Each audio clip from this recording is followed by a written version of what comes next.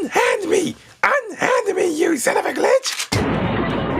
And stay out! We won't have any treacherous troublemakers like you around!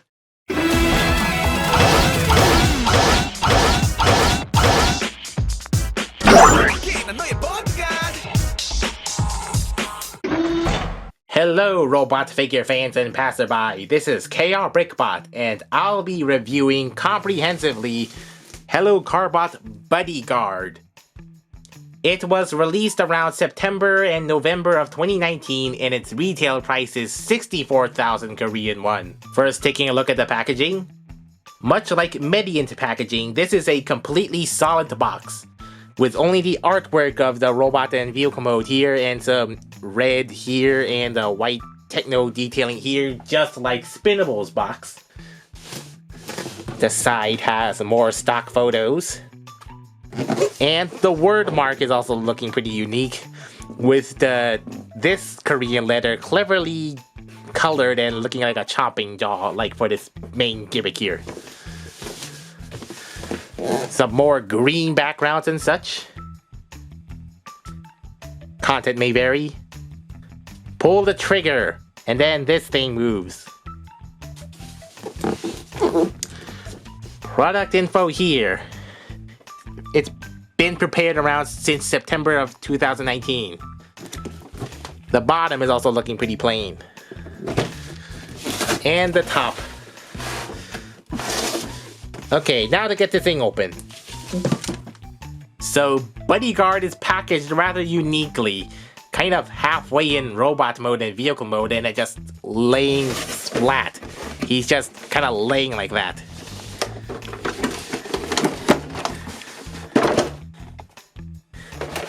Yeah, kind of goofy how he's just being splayed like some sort of trophy or something.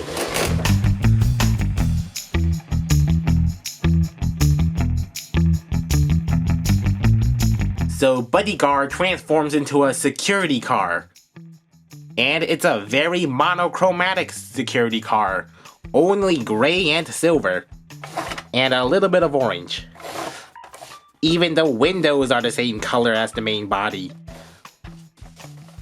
Some other details that make this a security car are these big bull bars in the front. And these windows that only have bars running down, up and down, vertically. I think that typically security cars and other race cars have like a lattice, cross lattice windows. And on either side, you can see this security Carbot symbol. The security Carbot wording, with a nice crosshairs in place of the O there.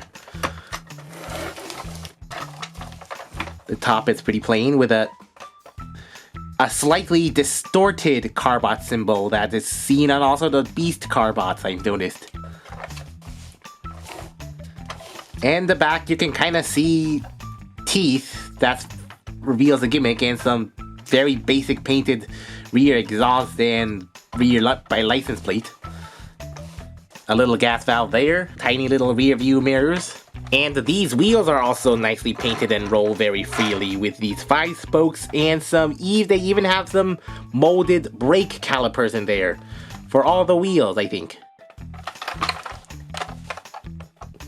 That's a very nice touch. I bet no other video on Buddyguard mentions there are brake calipers. And on another note, these back wheels which form the arms really have no clicking hinge. So you can just kind of loosely toggle it like that. So I guess if you want, you could make him do some back wheel tilting. Some nice wheel trick. Faux suspension. Yeah, though if you try to do it like this, there's too much clearance which lifts this wheel. So there's that. If you thought the Carbots were already huge, then this is a very huge car even for a Carbot. To compare with a similar sleeky car, Jet Ren, you can see just how much taller it is. Buddyguard transforms in basically 3 steps. Step 1, spread out the doors for an automorph gimmick. which kind of gravity drops the little legs here, which you can then fold down, while this hinged chopper clicks 2 times as you click that.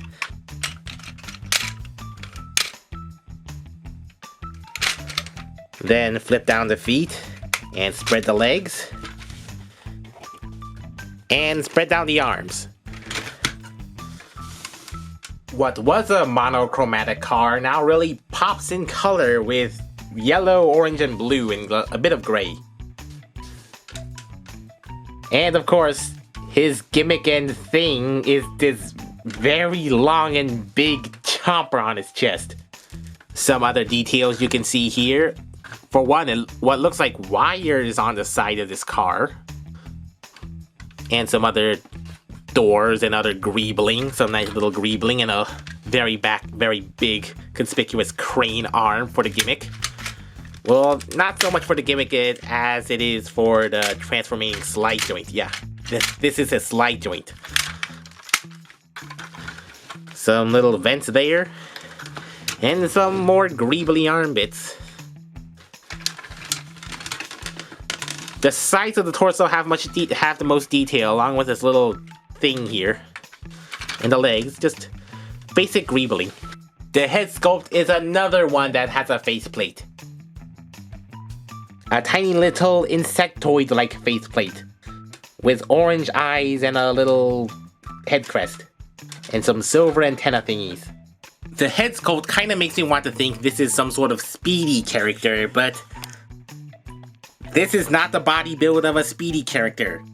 If there's some aesthetic nitpicks I have to point out apart from this giant gimmick that makes him look like a walking trash compactor, the back of the legs are very hollow.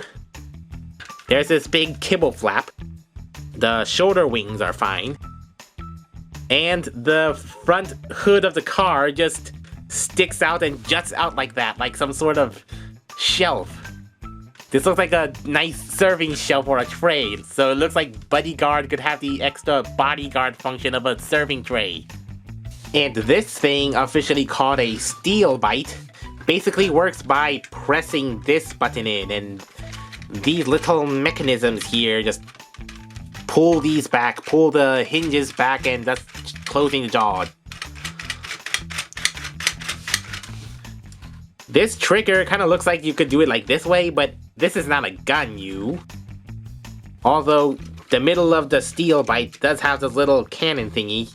Steel bite can basically hold anything smaller than its jaws can carry as long as you press that trigger. But if you try chopping on something that's bigger than what the jaw can handle, then you push the trigger in. And that prevents that thing from functioning. Except you can just reset this by pulling this trigger back, and you hear 2 clicks.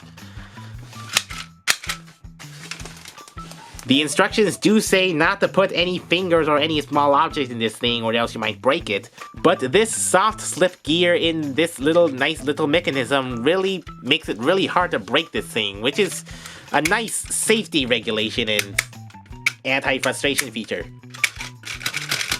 If you're wondering, yes, you can open the steel bite in car mode to give him an extra booster, or just to intimidate anyone coming from the back. But then you have to partially transform him and then pull the trigger to re-close that thing. Buddyguard Steel Bite is an inverse of a typical Chaw Chomper that usually lashes out, just like the Transformers Age of Extinction Junk Heap. While that, and I assume other toys, have the jaw that lashes out and pushes outward when you press the button forward, this thing just pulls it inward when you press the button. Might be better for grabbing, but not so practical for punching.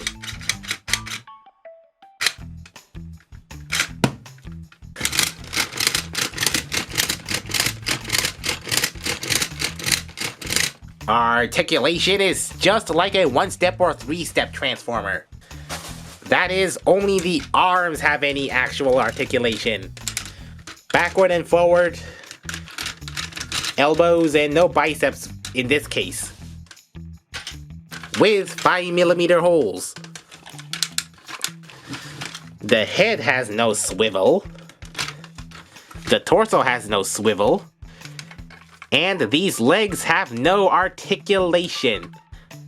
They're just stuck on these very slight spring-loaded spreads with this crotch bit and the leg bits molded in one piece, and these little polyamide gears molded into the legs just for transforming this thing. A bit disappointing, but I guess they don't have any legs or knees or thighs or whatever, so this thing doesn't topple so easily in play. And if you notice that it's at a slightly offset angle, that's because it kind of cleverly uses the entirety of this bar here as the foot support.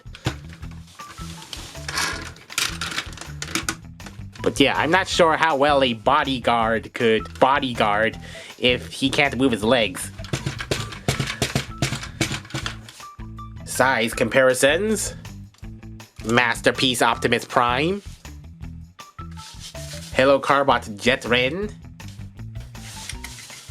So basically, he's as tall as a typical leader class Transformer or Carbot, but a very wide boy. He's nearly as wide as two of these guys, I might add. Buddyguard is on the end of the gimmick spectrum of a Transformer toy. More gimmicky, less articulated. And I believe this is the third Carbot with a body gimmick with arms and legs on it.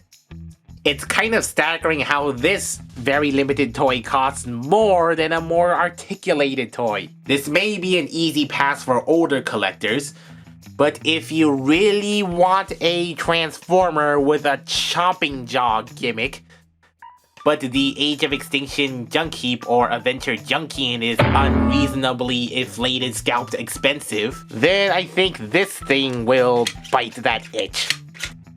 Thank you for watching. Please like and subscribe if you want to tune in for more Korean robot content.